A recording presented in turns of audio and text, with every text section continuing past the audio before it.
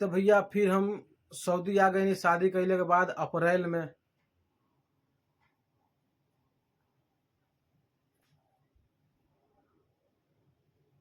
पता नहीं अप्रैल में कि या मार्च में, शायद मार्च में, शायद हम नहीं, शायद 7 तारीख के मार्च में फिर हम सऊदी आ गए। तो भैया सऊदी हम आईनी, हम कैसे जगह भेजले रहल कुल ना, एकदम जंगल एरिया रहे, जंगल आदमी सब ना चला बकरी उकरी वो टाइप का रहे, एकदम साइड वहाँ रहे, पानी वहाँ से ले जाके पड़ा कम से कम 3 किलोमीटर दूर। डब्बा में आदमी साइकिल दे रहे कंपनी एगो की साइकिल भाई डब्बा में ले लो जाके पानी ले लियो। वहाँ से सर सामान किने के रहल तो जब वो सामान उड़ा जाए तो आदमी फोन करे, तब फिर वहाँ से 100 किलोमीटर से आवे तो उस जाकर सामान दिवाओ सो। लाइट ना रहे वहाँ, जनरेटर पे चलत रहे। तो भाई खैर ठंडी वहाँ रहे, बड़ा वो पहाड़ी इलाका में रहे ठंडी मार्च में, तो उतना बुझाइल नहीं। आदमी के 2-3 महीना काटे के रहल। हम वो आदमी से गई छुट्टी को नेपाली, तो वो आ गए, फिर हम वहाँ से चलिए नहीं, फिर हम आईनी तो हम आ गए अच्छा जगह पर आ गए, सिटी में आ गए।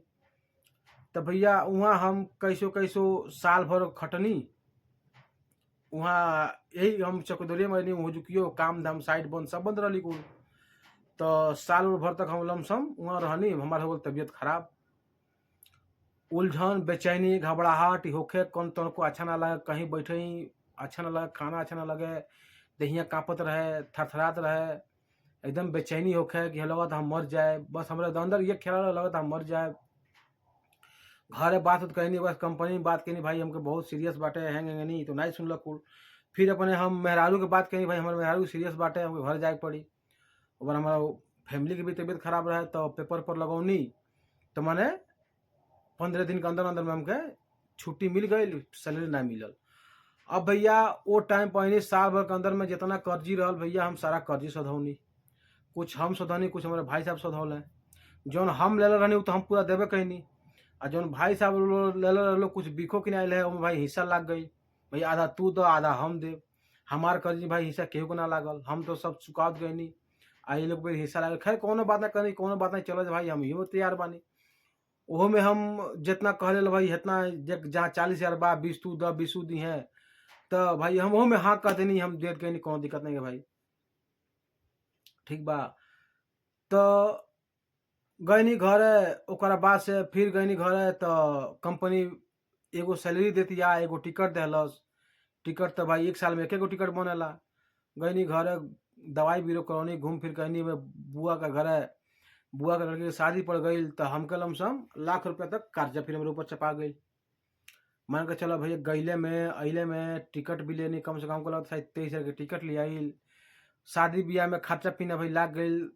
शादी के बाद वही खर्चा बढ़ जाला, ओकर बाद से जाके शादी ब्याह में कुछ खर्चा पीने लग गई, खैले पियले में घूमले में लग गई। गईले अइले में टिकट में मतलब कि लमसम लमसम ₹1,00,000 तक कर्जा हो गई, ठीक। ओकरा बाद से भैया यहाँ आईनी हम तो कर्जा भरनी, धीरे धीरे कमात गई, कर्जा भरत जाए। ओकर बाद हमारा भाई कंपनी हो गई खराब। वो कंपनी धीरे धीरे वो सैलरी लागा लेट करे, कैसो कैसो कैसो कैसो भरनी है कुछ दिन तक ले, 5-6 महीने मतलब कर्जा हम अपन सब खत्म कर देनी। घरों पैसा कुछ भेजी, कुछ कर्जो भेजी। अब भैया मतलब शादी के बाद से मतलब कि जगह पहले हम पैसा घर देते रहनी भाई, हम तो बड़ा कैले रहनी ना, क्यों रहे नहीं रहे भाई, हम रखे करो करब कौन चीज, सब कमाई घर भेज दी, सब कमाई घर भेज दी। घर के जौन भी काम होत गई ना कोनो बात नहीं के, सब ठीक बाटे अपने जगह पर। फिर जब वह दिन लाग गई अनी घर, फिर कर्जी भर लगनी, कर्जी भर लगनी। ओकरा बाद से अब शादी के बाद भैया झगड़ा चालू घर में, मेहरारू से बोल ठोल, तहिन से बोल ठोल, तहिन से बोल ठोल, तो हाई काम नहीं करते हैं, हाउ काम नहीं करते हैं। अब भैया कहे के तो ना चाहिए, लेकिन बताओ तनी कि हमारे मेहरारू से झगड़ा कर ले लोग, हमारे घर वाले लोग। अब वो झगड़ा भइल है कौन मुद्दा पे, हमारे बहन के पेट में बच्चा रहल, तो हमारे फुआ घर शादी पड़ल रहल, तो हमारे बहन अपने अपने हमारे बहनों से ये कहले रहल कि बहनी जंगत कहेली तू करल, डांटे ला बोलो नहीं, हमेशा वो हैंग करेली, मान चल घर के पतो है कबले हैंग करिए, हम हैंग करे लगी तो हमारा आदमी हमारे मार के हालत खराब कर दिए हमार, तू डांटे ला बोलो नहीं। मान के चलो शादी ब्याह के माहौल बाटे, लड़का पेटे में बा, एगो लड़का बड़ा गोदी में रही, 2 लड़का हाथे में बड़ा सो, वहाँ जई है तो केंग लेके जई है, केंग का करी है, ठंडी के माहौल बाड़ी कुल। दिक्कत परेशानी होई, मने कह दिया न जइहे। अब भैया अब उ का सोच के उ कहलस अब उ जानतिया औरत हमार। अब ई उठले एगो में दूगो जाके अपने फैमिली से लहरा देले, हमारे बहिन से जाके लहरा देले। अब हमार बहिन उठल हमार लगे फ़ोन करतिया, ना आव ना देखतिया ना ताव देखतिया, फ़ोन करतिया कहतिया हम तोहार का बिगड़ले बानी। हम कही रे बात का बा बतइबे तब न हम जानी का बिगड़ले का नाही। त उल्टा सीधा लागल कहे कि तोहनी के आँखी में गड़ गइल बानी, तोहनी के तकलीफ होताटे, तहार मेहरारू हैंग कहताड़ी फ़ोन क के, हमार तू भाई ना हुआ, तू आइल हमरा खातिर कइले का बाड़ा, तू हमार कुछ ना हुआ, हमार तू दुश्मन हुआ, तू हमरा खातिर मर गइल बाड़ा। हम तक हमार भाई ना मानी, हमार 4 गो भाई बाड़े सन। हम कहनी रे ठीक बा कौनो बात नहीं है, गुस्सा में बाड़े कौनो बात नहीं है, पहले ओकर रीज़न बता तब न। हम कहीं चल ठीक बा कौनो बात नहीं है, अम्मा से ते बात न कहिए ते अपने में लट लिहल जा। कहतिया ठीक बा नहीं कहब। फिर अम्मा लगे फ़ोन कनी तो देखा तनी कि दूसरे मोबाइल से ही अम्मा के पर लागल बिया। अम्मा आई दुनू में मतलब कि एकदम अपने में यकीन चलत। अम्मा कहती है उसे नहीं कहब आ उ कहती है कि अम्मा से नहीं कहब, लेकिन दोनों के लगे हम फोन जब कर दी तो दोनों अपने बतियाओ सो। दोनों के लगे मोबाइल है दू गो, ठीक ना, आपस में बात कुल कर कुल। तो भैया हमें लागल ई बात के तकलीफ, जौने बहन खातिर हम इतना कहनी इतना कहनी इतना कहनी, उ हमसे शादी ब्याह सब कुछ कहनी, यहाँ से का ओके ना देनी, घड़ी ले गई यहाँ के देनी, टारच देनी, कंबल देनी, मोबाइल कीन के देनी, जौन चीज मांगत गई सब कुछ देत गईनी। फिर एगो भगिना भइल, भगिना के कपड़ा लाता सब कुछ देत गईनी। बहुत मतलब सेवा सत्कार, मतलब बहन के बहुत इज्जत देता रही, बहुत प्यार से बात करी। जौन चीज मांगे हम कहीं हाँ हम हर चीज तो को देव, हम जौन चीज मांगे वो चीज दे गए। भाई बड़ बहन रहे घर में, हुए हमसे हमारे पीठी के घर, मतलब घर में बड़ बहन रहे, शादी भइल पहले भाई दुलार सबके रहे, कमात रहे भाई, जौन चीज मांगत रहे आदमी उठा उठा को देते रहे। ओकरा बाद भैया जब हमार शादी हो गई, ओकरा बाद से उ समझ लगे घर में हेन पत्थर लगा दिहलस कि हाँ तू हमार मौत, तू मर गइल बा हमारे खातिर, हम तोहार बहन ना हई, तुम्हारा भाई ना हुआ, तू हई हऊ तेरे भाई। भैया वो घर में गई, ओकर बाद से हल्ला दंगा करौलस। हमारे मेहरारू के सब मतलब कि झगड़ा तंग, मतलब एकदम करा उरा के मेहरारू को मारपीट लगा दिलस। मेहरारू मार के अपना घर उ चल गई, मारपीट क के झगड़ा लगा दिलस। हमारे एगो भाई रहल बनल साहब बड़ी बढ़िया हुए, ना आओ देखल ना ताव देखल, जाके मेहरारू को मारे लगल। भैया कुल अपना घर के बात में कहे तो ना चाहिए, लेकिन बहुत एकदम तकलीफ से हम तंग आ गए बानी न, तब जाके कुल हम सब बात कहतनी। तो हम कहे कौन शौक नहीं है कि हम केहू से कुछ कहे जाए। अपने घर की इज्जत भाई घर के अंदर रखे चाहिए, लेकिन अब बर्दाश्त से बाहर बाटे भैया, ठीक ना। तो उसे हम बताओ तनी, अच्छा लगे तो चाहे बुरा लगे तो भाई हमको अब देखागो दुनिया के, भाई दुनिया कैसन करती है, ठीक बा। तो औरत चल गई घर, औरत से पहले उससे पहले हम औरत के पासपोर्ट बनवा देनी। पासपोर्ट बनवानी औरत के, और एगो हमार छोट भाई बाटे हमसे ओकर, कि भाई हम कहने यार चलो हम तो घर जा ना पाए, कंपनी छुट्टी अब दी नहीं, औरत के यहाँ बुला ले।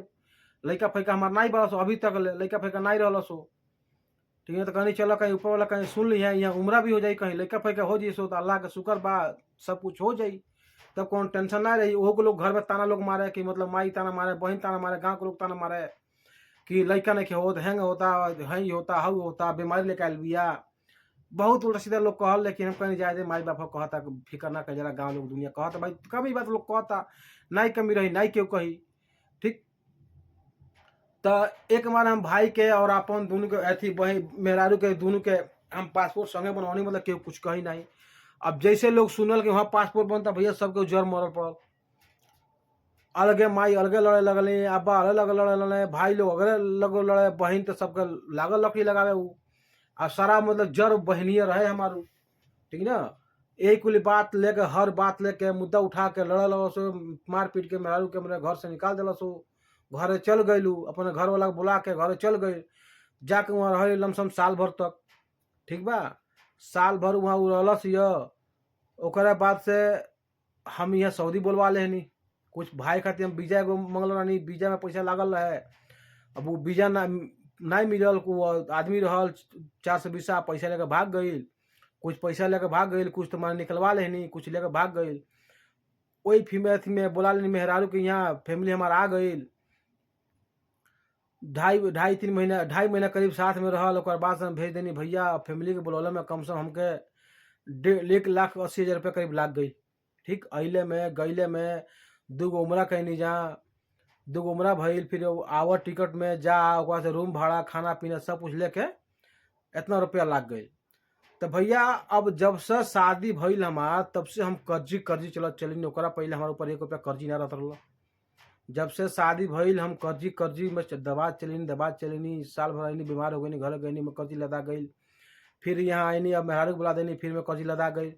कंपनी भैया अब सैलरी दिले 2.5 महीना पर एक बेर, 2 महीना पर एक बेर, 70 दिन कबो बीत जाला, कबो 65 दिन बीत जाला, कबो 45 बीत जाला, कबो मतलब कि 1.5 महीने से ऊपर जाए नीचे कोनो सवाले पैदा नहीं होत।